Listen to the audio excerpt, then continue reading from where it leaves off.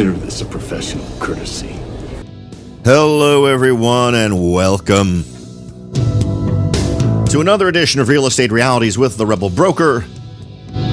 My name's Robert Whitelaw, and I am the Rebel Broker, licensed real estate broker in the state of California, member of the National Association of Realtors. But please, don't hold that against me. Welcome back to it, folks. I hope you had a fantastic weekend. Going to be, as we mentioned, for the support the show link. Okay, I'm starting off poorly.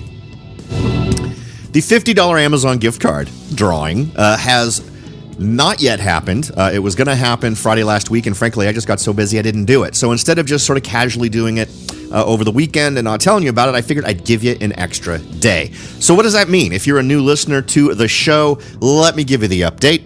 The $50 Amazon gift card is a little thing we do at the beginning of each month, and we haven't done it for February yet. We would have normally done it by now, but it just didn't happen. So I'm going to give everyone until, let's see, how about Tuesday, that's tomorrow, by 5 p.m., when I get myself back in my office and I'm sitting down in front of the computer, I'm going to go ahead, do the random selection of the folks that are in the drawing and pick who's going to win that Amazon gift card. So the next question might be, well, Robert, I don't know what you're talking about. How do I get my name in the drawing for the $50 Amazon gift card? Well, it's easy. All you have to do is go to the website, therebelbroker.com. There's a big red button at the top of the page titled Take the Survey to Support the Show. Click that bad boy, give the same email address both times you're asked, and fill out a short demographic style survey, and you're done. And you've done two things. You've supported the show and contributed to its growth. Thank you very much. And as a thank you, I'm putting you in the drawing for that $50 Amazon gift card. For those who've won, we've been doing this for a super long time. We've had a whole lot of different winners. Congrats to those folks, and I hope they've spent their $50 in Amazon bucks well. And good luck to all of you who have yet to enter. And we will be picking a new winner tomorrow. 5 p.m. Pacific will be the cutoff time, so make sure to get your name in there. Okay. Also, if you'd like to join the Rebel Underground, which is going to be a group of folks who get more inside info, that type of wonderful stuff, feel free to text the word Rebel Broker to the number 44222. That's text the word Rebel Broker to the number 44222. Or while you're at the website, therebelbroker.com, doing that wonderful $50 Amazon gift card thing and supporting the show. There's also going to be a link there for you to join the Rebel Underground, so you can click that and do that there. Those are two separate things. You don't automatically get into one by joining the other. I know most folks would merge those two things so that those of you who want to get that $50 Amazon gift card would then also be victimized potentially by me reaching out to you through the Rebel Underground. I don't want to do that. You're going to the trouble of supporting the show. I don't want to just start sending you stuff you didn't sign up for. So I keep those two things separate. I did have a listener who was curious about that. Okay. So let's jump into it. Last week, one of the things we talked about that did generate some interest on the part of you all was the list from, I think it was credit.com. I can't remember what the name of the site, but on that list was Stockton. And man, did that generate some interesting feedback from folks. I went and did my own due diligence because remember, this report that came out was talking about in 2018, the city of Stockton is going to be in the top 5 in terms of growth. That's kind of amazing. It's going to be the number, what was it? The Realtor.com article that we shared that was actually just quoting data from, I think, Credit.com. Stockton, it was set to be the number 4 metro area in the nation in 2018. So I thought we would talk about that a little bit more because Stockton has a spotty history. Stockton is not a great town for a lot of reasons, and I'm sure it's a wonderful town for others, but it has its challenges. One thing you might remember is that Stockton had some financial troubles.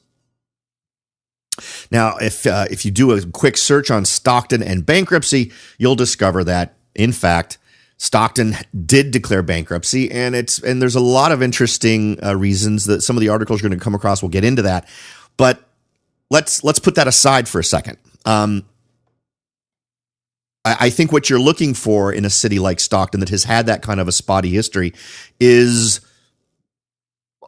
learning from lessons, right? Learning from the stupid things that they've done. The list of stupid stuff they did is pretty long. You can go to Reuters, who has a great story on this, where they talk to the former, I think it's the former mayor of the city, to kind of get a handle on it. What's scary is they don't seem to have learned the lesson, because Stockton is in the news recently for another reason. And frankly, depends on your political bent, I suppose. But to me, this is not a smart thing for a city like Stockton to do. And what is it? They're going to start giving away money to citizens with no strings attached.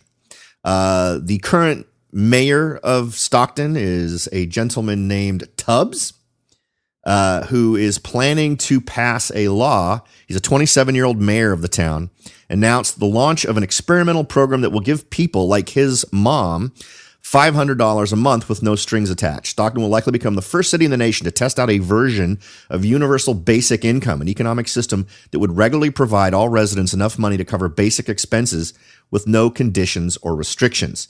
I'm not a believer in the universal basic income. I'm always someone who believes that you should get what you earn, not just stuff for nothing. So maybe I'm in a different world there. But what is even more interesting is this is being tried in a city like Stockton, which has very dicey financial history. In the U.S., the movement's epicenter is Silicon Valley, where I am, where inequality is stark and labor-saving technologies like self-driving cars seem just around the corner. Tech leaders from Facebook's Mark Zuckerberg to Tesla's Elon Musk have endorsed the idea as insurance against a jobless future. So here's what's interesting. Stockton is a mixed bag. There is a lot of not good in Stockton now in terms of just desirability of neighborhoods. Now, I'm going to be going over there and taking a look. I'll probably bring you all along with me and make a show of it. But I thought there were some very interesting opinions. I had folks who once lived in Stockton who wanted to chime in and explain why they are people who used to live in Stockton. Because I think what we're faced with here is, what kind of a strategy do you use in a city that may very well be what this report says it's going to be? It is, at its core, one of the few places left where you can buy a property without a whole lot of money, at least compared to the rest of the state. Now, there's a gentleman over on Bigger Pockets who made an interesting post. Now, he's from Phoenix, so I'm not 100% sure what his experience is with Stockton. Maybe he invests in Stockton. But it's got some interesting options here. So I thought I'd also share his opinion on why people would purchase there. He states, so you want to get a home so you can provide a safe haven for your family, but only 25% of homes in the Bay Area are priced less than $500,000, and they're in the worst neighborhoods. And you can only qualify for $250,000. Sacramento, median price there is $350,000, so you're not getting much there. It's doable, but you'll have limited options, according to this guy. Only 15% of homes in the last 3 months sold for $250,000 or less. You can't go northwest to Napa and the rest of the wine country. You'll pay the same as the Bay Area, if not more. Can't go up to Yuba City, too damn far, and it's a little podunk town anyways. Too much of a change from the big city you're used to. And there are only 20 homes currently on the market at $250,000 or under. So once again, little selection. Modesto, affordable, but not enough jobs either. No job equals no move. While Stockton may make the headlines for bad crime, that's one of the things we're going to talk about. At least one of the things that was talked to me about by folks who wanted to get in touch about Stockton. According to the Neighborhood Scout, 97% of communities within California have lower crime rates. So baby mama ain't too keen on Modesto either.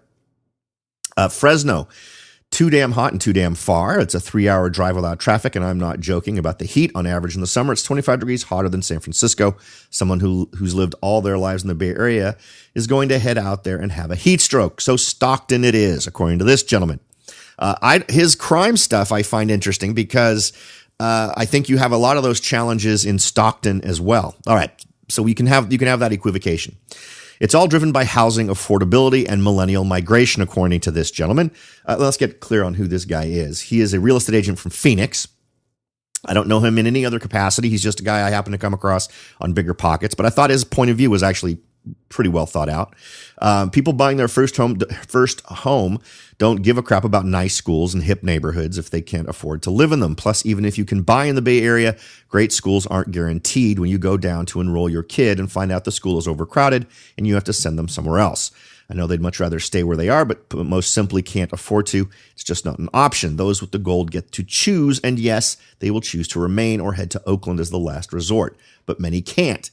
Let's see. Here's two examples from previous clients to give you an idea of what he's talking about. One, young couple from San Jose, late 20s, engaged, 10-month-old daughter. When they're visiting the grandparents in San Jose, they're staying with his parents. When they're visiting the grandparents in Elk Grove so they can see the baby, they're staying with their parents. Now tell me how long you could do that before one of you goes insane. Well-to-do married couple living in San Francisco, early 30s, both work in tech. Happy renting in a one-bedroom apartment in the city core of $3,300 a month, but guess what? Bun is in the oven. Suddenly a swanky Bay Area apartment doesn't seem as appealing when you throw a baby in the mix. Lifestyle change equals living situation change. And that's happening all over the Bay Area as more and more millennials are finally swiping right on Tinder and matching with their soulmate. They shack up, sleep in the same bed, one thing leads to another, and presto, you've got children.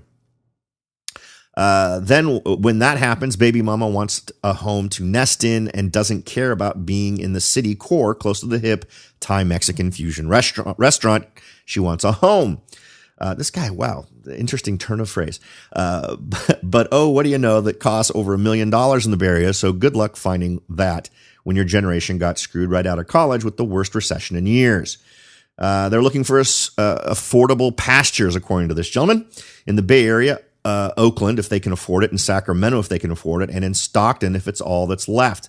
And for many, that's the case. So for all your investors, don't assume that the average person making the move is someone with a bunch of options like you.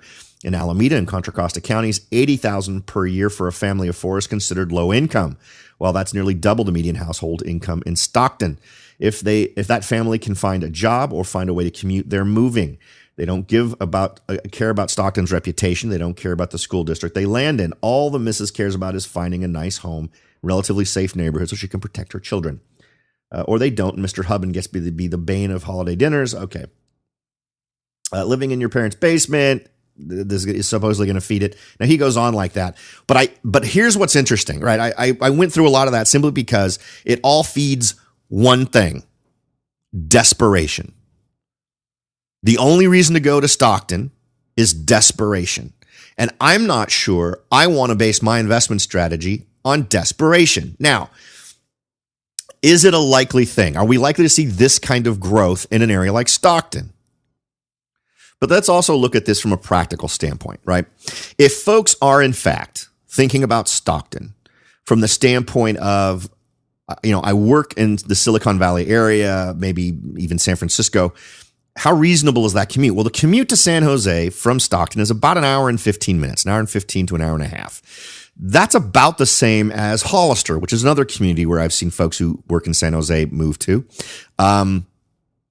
So it's not completely out of the realm. I think an hour and a half is what I hear from folks in terms of just at what point their souls get crushed. So understanding all of that and understanding that my theory of the mushroom community is still in play here. Remember, we talked about how sales went down in San Francisco when prices got to a certain point, and that fed a growth in communities outside of San Francisco that were lower priced but became more attractive because the prices in San Francisco were just so crazy. I think you can make the argument this is the same thing, just in a much bigger scale. Now, if you look at a map and you take a look at the Bay Area versus where Stockton is, there's a really good distance there. But the realities are that if folks want to have a home, this is kind of the only option they've got. All right, so let's take those realities. Now, we're going to take a look at those. I want to cover these, but I want to have a real practical approach here. I want to walk away with what to do with Stockton if that's what you're interested in. If we believe it's going to do what folks are saying it's going to do in 2018, what are the most sane options for investors? We'll talk about that in a second. We're going to take a quick break right now, so don't go away. Are you ready to jump in and start your search for your first investment property? Maybe you've decided that it's time to own your own home, or maybe you're ready to sell your home and move on to something new. No matter what your goal is, the Rebel Broker can help. That's right, aside from hosting this show, I am also the owner broker of Whitelaw & Sons Real Estate Services right here in Silicon Valley. With over 25 years experience serving Silicon Valley, Morgan Hill, San Martin, and Gilroy, I or one of my great agents can help you achieve your goals in real estate.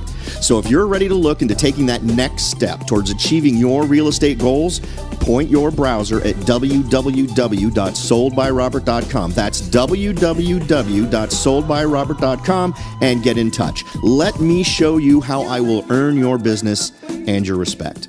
Again, that's www.soldbyrobert.com, or you can call me at 408-852-0525. California Bureau of Real Estate ID 00984-909. Welcome back, everyone. We're talking about Stockton primarily because of the response I got from listeners to that list that we talked about from Realtor.com last week, where they gave us the top 7 most likely to grow places, and Stockton was on that list. Stockton has got a stinky reputation.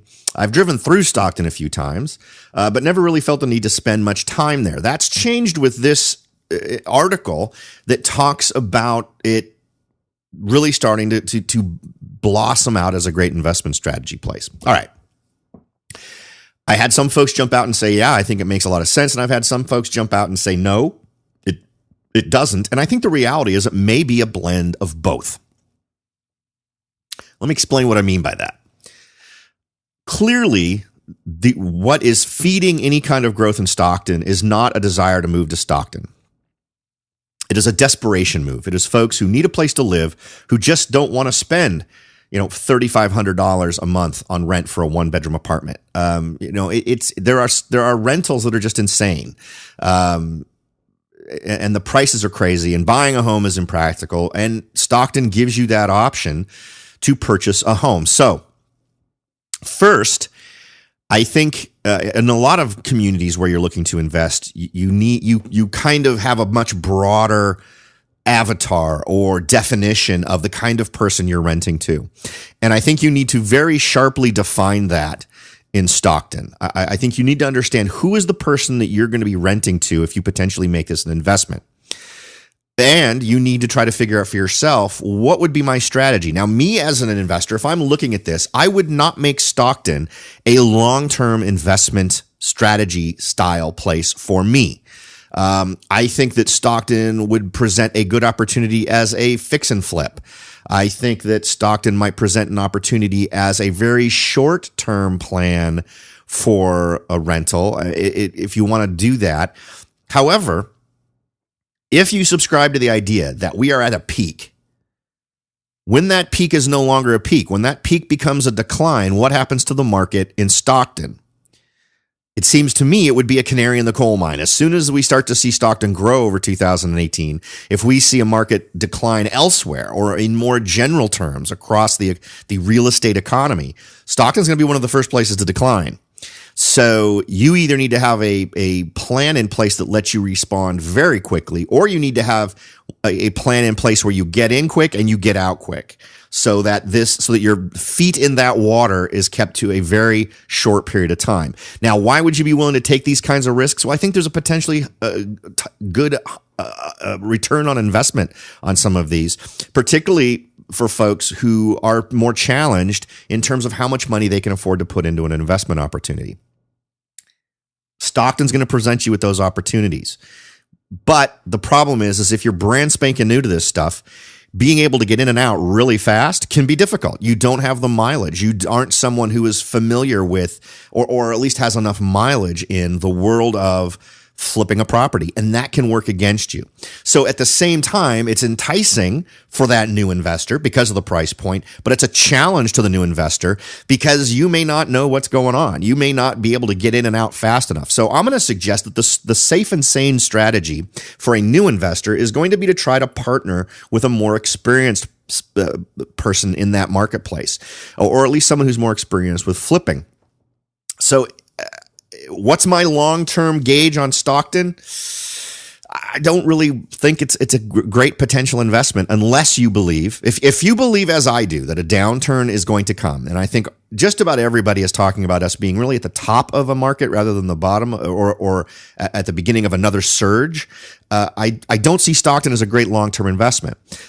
If you are someone who doesn't believe that, if you believe that we are in a surge that is really going to sort of sustain or flatten out and then continue to grow more, then Stockton could be a fantastic option for you. It could be the thing to get you started. It could turn into that potential marketplace that catapults your values and you end up doing great.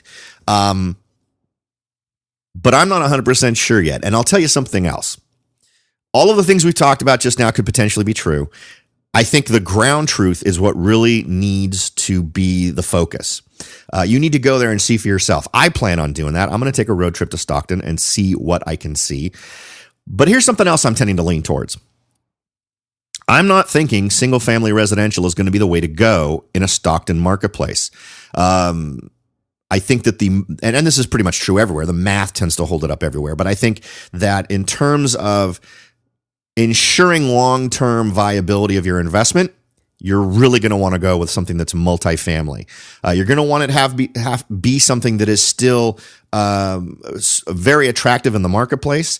If you do see a dwindling in renters because there's been a correction in the market, you're going to want to be able to offer that unit at either a competitive price, which means you're going to need to have more elbow room, right? You're going to need to have built into your equation, even though it's positive cash flow now, you need to figure out if the markets start to drop. And you can look at historical numbers on rentals in the area and see what happened to Stockton in the past in terms of rental rates when things got bad. You need to be able to mentally wrap your head around the idea that if I see a challenge in the marketplace, if I start to see vacancies occurring because there's just not as many renters around, you need to be able to entice folks from other living situations in Stockton into yours. So I think having a backup plan, being aware of the potential volatility of the market in Stockton if markets take a downturn, is the smartest way to approach it. So I think there's higher risk involved in Stockton, but it'll cost you less to get into it.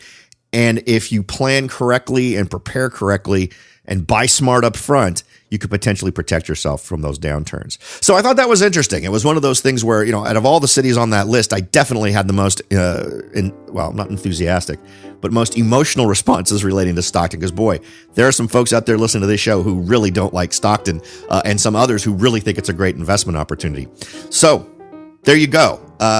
Not sure I want to base my investment strategies entirely on the idea of desperation rather than where folks really want to be, because the first thing that's going to happen when rental rates drop closer in to the Bay Area, folks are going to leave Stockton. That big boom that's supposed to feed Stockton is going to go away. So you need to have strategies that take that into account. All right, folks. Thank you so much for listening. I do hope that I've left more value on the table than you've invested in time. That's always the goal. Give more than you invest. Thanks again for listening, and I'll talk to you all next time.